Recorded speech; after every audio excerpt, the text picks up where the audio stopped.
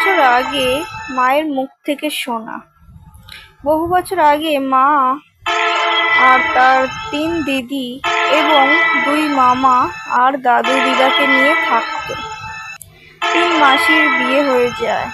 বিয়ে হয়ে যাওয়ার পর মা আর 2 মামা, দাদু আর দিদা থাকতো। মাদের প্রচুর আম বাগান ছিল।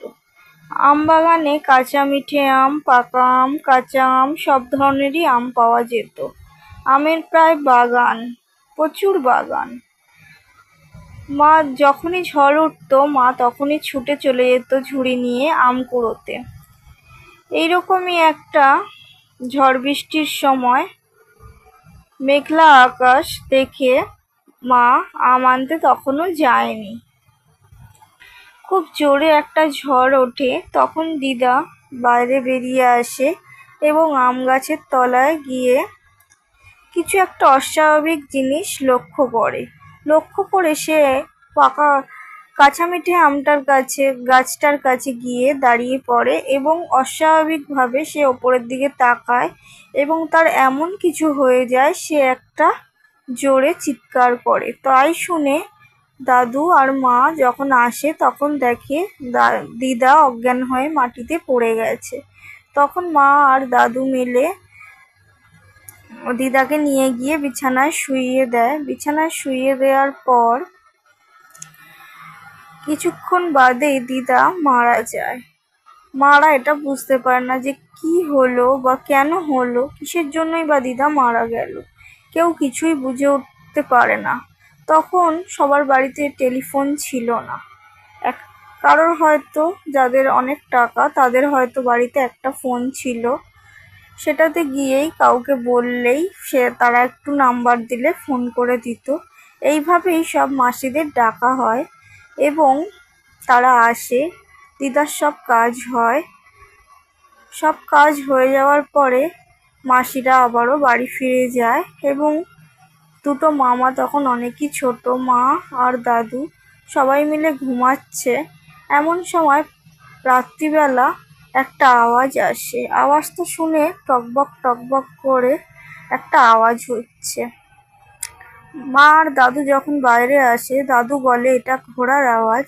তাই শুনে মারা বাইরে আসে কিন্তু কিছুই দেখতে পায় না, শুধু একটা ঘোড়ার আওয়াজ হচ্ছে কিন্তু কাউকে দেখা যাচ্ছে না। এরকমই হতে হতে তারপর দাদু মাকে নিয়ে গিয়ে ঘুম পাড়িয়ে দেয় এবং তারপর থেকে প্রতি রাতেই একই জিনিস হতে থাকে। তারপরে একদিন ভরা পূর্ণিমায় মা রাত্রিবেলা আবারও সেই আওয়াজটা শুনতে পায় এবং বাইরে আসে। বাইরে এসে দেখে ঘোড়ায় ছুটে একজন লাল সিঁদুরের টিপ টকটকে পরে, গায়ে গা ভর্তি গয়না, লাল পের শাড়ি পরে ওই ঘোড়ার পিঠে উঠে ঘুরে বেড়াচ্ছে। তখন মা আর চিনতে ভুল করে না যে এটা দিদা, মায়ের মা। তখন মা বলে, মা তুমি না মারা গেছো, তুমি এখানে কিভাবে এলে? তখন দিদা বলে যে আমি মারা তো গেছি কিন্তু আমার মৃত্যুটা স্বাভাবিক ছিল না। আমি গাছে এমন কিছু দেখে ফেলি যার কারণে সে আমাকে মেরে ফেলে।